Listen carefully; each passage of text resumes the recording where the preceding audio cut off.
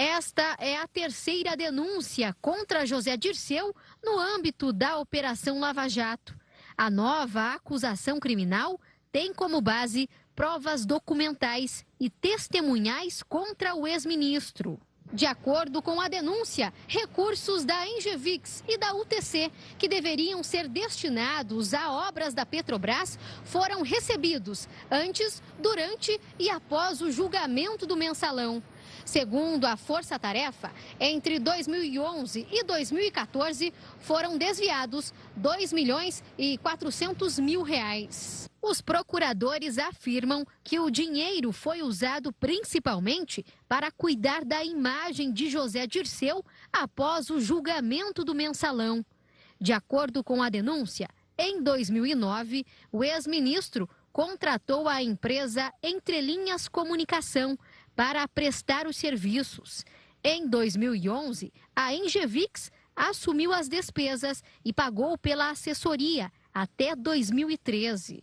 O dinheiro de propina foi utilizado para limpar a imagem ou tentar limpar a imagem de José Dirceu durante o julgamento do mensalão e até para escrever artigos em que se realizou crítica ao Supremo Tribunal Federal. Entre 2009 e o final do ano de 2014, não houve um momento sequer em que José Dirceu não estivesse recebendo propinas, não estivesse sendo beneficiado por atos de lavagem de dinheiro. As outras duas denúncias contra José Dirceu resultaram em condenações que somaram mais de 30 anos de prisão. Na primeira, em maio de 2016, José Dirceu foi condenado a 20 anos e 10 meses. Já na segunda, em março deste ano, o ex-ministro foi condenado a 11 anos e 8 meses. Ele está preso no Complexo Médico Penal em Pinhais, na região metropolitana de Curitiba, desde agosto de 2015. Para o procurador da República, Deltan Delagnol, a nova denúncia reforça a necessidade de manter a prisão do ex-ministro. Optamos por não realizar um novo pedido de prisão para não gerar um risco de má interpretação, no sentido de que nós gostaríamos de burlar uma avaliação do decreto de prisão anterior. Nós temos plena confiança de que a prisão hoje é estritamente necessária e que será mantida porque a liberdade de José Dirceu representaria um grave risco à sociedade. Além de José Dirceu, outras 4 pessoas foram denunciadas nesta terça-feira. Luiz Eduardo de Oliveira e Silva, irmão do ex-ministro. João Vacari Neto, ex-tesoureiro do Partido dos Trabalhadores. Gerson de Melo Almada, ex-executivo da Engevix. E Valmir Pinheiro Santana, ex-executivo da UTC. Muito bem, para discutir esse assunto, vamos conversar com o nosso comentarista Ricardo Couto, que está aqui no estúdio. Couto, boa noite. Boa noite, Pedro. Boa noite a todos.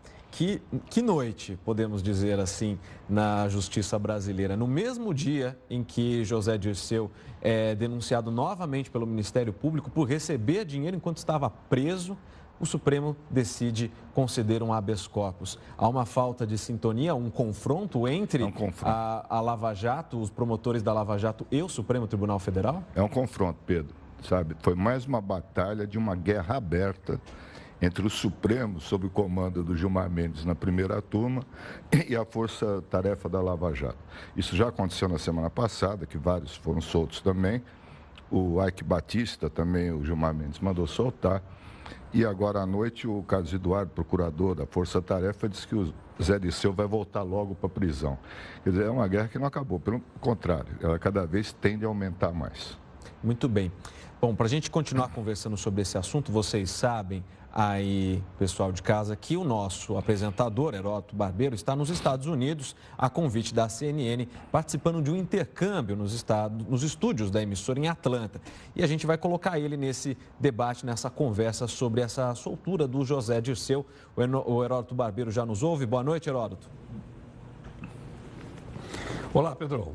Boa noite a você, boa noite ao Couto. Estão aqui à sua disposição. Muito bem, Heródoto. Tem alguma pergunta para o Couto nessa noite marcada do Judiciário? Olha, eu tenho sim. Mas antes eu queria dizer o seguinte. A soltura do Zé Dirceu ela precisa ser entendida dentro daquilo que se entende da legislação brasileira. Ou seja, o Zé Dirceu estava preso preventivamente. Não é? Por que razão? Porque ele tinha sido condenado só em primeira instância pelo juiz Moro. Para ficar preso, para começar a cumprir essa pena de 30 e tantos anos que você explicou agora, ele teria que ser condenado também na segunda instância. A segunda instância lá no Paraná é o Tribunal Federal de Recurso da Terceira Região. Ele não foi julgado nesse tribunal. Há uma decisão recente do Supremo Tribunal Federal que diz o seguinte: quando o indivíduo for condenado em segunda instância, ele tem que começar a cumprir pena. O Zé Dirceu, por esses crimes, não foi condenado em segunda instância. Ele foi considerado em primeira instância. Foi esse o ponto central no qual os ministros do Supremo Tribunal Federal se basearam e mandando que procedesse a sua libertação. Então, acho que precisa ficar claro que, independente de ser o Zé Dirceu ou sei lá quem for, a lei tem que ser cumprida no país. Se as leis existem, a gente tem que cumprir, porque senão é a barbárie. Então, muitas vezes, por uma questão de ordem política, ou de antipatia, ou simpatia, etc., as pessoas tomam partido de um lado ou de outro. É bom a gente entender o seguinte: o que é que diz a lei? A lei diz que manda soltar. Agora, como você também lembrou, e o próprio Julián, ele pode voltar à cadeia. Muito bem. Couto? Eu não tenho pergunta a fazer ao Heródoto, eu queria concordar com tudo que ele falou, porque o ponto é exatamente esse. É o que diz a lei. Sabe, não adianta todo mundo querer dar palpite, dar opinião e tal, é a lei que determina isso. Nós tivemos recentemente o caso do goleiro Bruno, que também teve grande repercussão, que o Marco Aurélio Melo, segundo essa lei que o Heródoto falou, mandou soltar. E poucos dias depois, a primeira turma do Supremo decidiu que ele tinha que voltar para a prisão e estar preso de novo. É isso que o povo não entende. Se a lei é a mesma, né, como é que pode ter decisões tão diferentes? Sobre o Gilmar Mendes, eu queria lembrar só o Heródoto, nós falamos sobre isso aqui. Meses atrás, o Gilmar Mendes já tinha avisado que teria um encontro marcado com as prisões provisórias permanentes de Curitiba. Elas deixam de ser provisórias, passam a ser permanentes, né, sem prazo, o que contraria a lei. E hoje, já desde a semana passada, ele está cumprindo isso que ele tinha anunciado. Muito bem, Couto. Para a gente poder amarrar bem esse nosso debate, indo no que o Heródoto falou e no que você concordou, a gente está agora por telefone com o promotor Roberto Liviano, ele que é diretor de Relações Institucionais do movimento do Ministério Público Democrático. Boa noite, promotor. Boa noite, pessoal. Um grande prazer participar dessa discussão. Boa noite, Heródoto, Couto. E realmente esse aspecto que o Heródoto pontuou é extremamente importante, porque o José Dirceu ainda não foi julgado em segundo grau no mérito dessas acusações, é verdade. E a decisão do Supremo determina que a prisão ela é necessária, ela é indiscutível quando há essa condenação em segundo grau. É verdade. Só um pequeno reparo à questão que o Couto acabou de comentar. A fala do ministro Gilmar não foi quando as prisões se tornam permanentes, mas prisões alongadas. Ele usou a palavra prisões alongadas, ele anunciou isso. E agora ele está mostrando efetivamente aquilo que pretendia fazer nas decisões concretas. De fato, nós precisamos ter sempre o primado da lei. E, sem sombra de dúvida, essas prisões preventivas, elas são processuais e elas não podem se eternizar, né? Mas eu não tenho a menor dúvida que, no Brasil, se nós fizermos uma avaliação hoje, a sensação das pessoas é uma sensação desagradável, porque já há um grande número de condenações. Hoje foi apresentada mais uma denúncia, mais uma acusação. Já se falou que houve o recebimento de propina depois que houve processos, que houve acusações, né? Então, a sensação das pessoas é uma sensação de amargura. Lógico que a lei deve ser cumprida, lógico que nós devemos seguir todo esse ritual, sem sombra de dúvida, e a lei deve prevalecer. Agora, eu faço uma observação. Uma coisa que se espera muito da justiça é que haja critério, né? E essa turma examinou outros casos em situações que tinham alguma equivalência, por exemplo, o caso de Delano Parente, né, um ex-prefeito, e ele também teve o seu caso apreciado por essa turma, foi acusado por corrupção, lavagem e organização criminosa, né, e também por crimes desta maneira equivalentes, mas ele foi mantido preso, né. Também Tiago Poeta, né, também foi julgado por esta turma, assim como Aleph Saraiva, né, julgado por tráfico, também nessa mesma situação. E essas pessoas julgadas pelo Supremo Tribunal Federal, em situação equivalente, foram mantidas presas, né? Então, o julgador, ele precisa, além de, obviamente, procurar cumprir a lei, interpretar a lei, ele também precisa ser criterioso, né? E aqui nós precisamos levar em conta uma questão importante.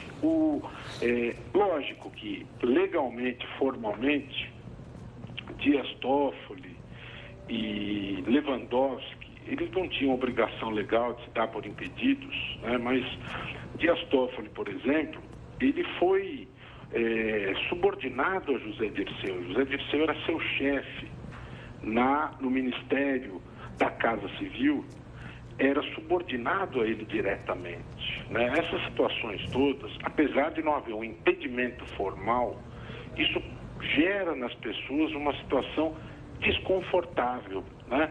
Termos aí um julgamento em que o ministro julga um caso de alguém que foi seu subordinado, né? E numa votação apertada, tendo em vista que a pessoa que foi julgada já tem mais de 30 anos em diversas condenações. Hoje foi apresentada mais uma denúncia. Lógico que existem as questões formais que foram colocadas e que devem ser sopesadas, mas nós temos essas questões dos critérios. Em outros casos, pessoas em situações até menos graves foram mantidas presas, né? E agora não se usou o mesmo critério, né?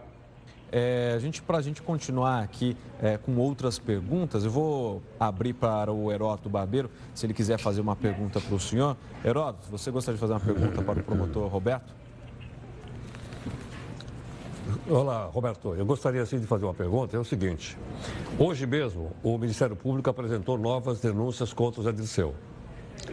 Diante disso, ele pode ter de novo a prisão preventiva decretada pelo juiz Sérgio Moro, certo ou errado? Claro que sim. A prisão preventiva é uma providência cautelar e esse requerimento pode ser feito a qualquer momento. Amanhã pode ser refeito esse pedido novamente e a Justiça pode reapreciá-lo. E isso pode ser reiterado a qualquer momento, porque essas circunstâncias podem se modificar a qualquer tempo. Eu queria lembrar uma frase do ministro Gilmar Mendes, hoje, ao chegar ao Supremo, que já estava marcado desde a semana passada, hoje, o julgamento do habeas corpus do José Dirceu. De manhã, como o Heródoto falou agora, o Dallagnol, o procurador lá de Curitiba, fez nova denúncia contra o Zé Dirceu, no mesmo dia. Aí perguntaram para o Gilmar Mendes o que ele achava disso, né? E a frase dele foi a seguinte: é o rabo abanando o cachorro. Se eles imaginam que vão constranger o Supremo deixava de ser Supremo. Eu queria, se possível, que o Heródoto e o doutor Roberto comentassem essa frase do ministro Gilmar, que mostra o confronto entre o ministro do Supremo e a Procuradoria da República em Curitiba. Vamos primeiro, então, abrir para o promotor. Olha, o comentário que eu tenho a fazer é o seguinte: eu me lembro que o ministro Gilmar Mendes, ele era advogado-geral da União nos anos 2000, 2001, e era ministro da Justiça Nelson Jobim. E naquela época foi elaborado pelos dois um projeto de lei da mordaça, em que ele, Gilmar Mendes e Nelson Jobim, propuseram projeto de lei proibindo promotores e juízes de dar declarações à imprensa, né? Então, me impressiona muito, né, esta situação antípoda que se vê hoje, né? As declarações permanentes dadas à imprensa, inclusive em muitos casos em que o ministro dá declarações, casos que ele vai apreciar, ele tece declarações, às vezes até que resvalam no mérito dos casos. Isso me impressiona muito, porque me parece que os magistrados, eles precisam ter extrema prudência, eles precisam ter cuidado com a imparcialidade. Então, alguém que nos anos de 2000 propôs a mordaça e hoje fala tanto com a imprensa, isso me chama a atenção. É o comentário que eu gostaria de fazer. Tá certo, promotor. Muito obrigado pela sua participação com a gente aqui. Agora eu vou abrir para o comentário do Heródoto Barbeiro. Bom, Pedro, como o promotor acabou de dizer, obviamente essas declarações da imprensa, elas não contribuem para nada. Parece que tem uma guerra, parece que tem uma briga. Quando há uma briga entre o Poder Judiciário, representado pelo ministro Gilmar Mendes, e o Ministério Público, que não faz parte do Poder Judiciário, né? São dois poderes distintos. Quando há uma briga, obviamente quem perde é a justiça. Porque, logicamente, você sai do campo do direito, sai do campo da lei, sai do campo do código e passa para o campo político. Isso são declarações políticas. Aí, no campo político, obviamente, qualquer cidadão tem o direito de falar o que quiser. Claro que o magistrado tem direito de ter partido político, de ter as suas opiniões políticas, mas misturar isso com a operação do direito, obviamente, não é bom para a democracia, não é bom para o Poder Judiciário e não é bom também para o Ministério Público. Acho que nós devemos fazer, como se diz, né, Pedro? Matar no peito e baixar no chão. E devagar, porque, obviamente, acima de tudo isso, está a estabilidade política e institucional do nosso país. Com certeza, Heródoto. A gente agradece a sua participação aqui com a gente, direto de Atlanta. Pedro, tem mais uma coisinha só. Claro, só um instantinho. É que eu apurei também uma notícia aqui para dar no jornal. Pode falar. É o seguinte, a ex-candidata à presidência dos Estados Unidos, Hillary Clinton, deu uma entrevista exclusiva hoje aqui para a CNN. E, obviamente, o que ela disse está tendo uma grande repercussão aqui nos Estados Unidos, porque foi feito na CNN americana e agora, obviamente, está correndo o mundo. É o seguinte, ela disse numa entrevista aqui para a Amanpour, que é âncora aqui da CNN, aqui onde eu estou, que se a eleição nos Estados Unidos tivesse sido no dia 27 de outubro e não no dia 5 de novembro, ela seria a presidente dos Estados Unidos. Por quê? E eu vim aqui descobrir o seguinte, porque no dia 27, o diretor-geral do FBI deixou vazar uma notícia dizendo que havia alguma ligação, algum apoio por parte dos russos em relação a ela. E isso fez com que parte do eleitorado americano ficasse com medo da Hillary e passasse correndo para o Trump.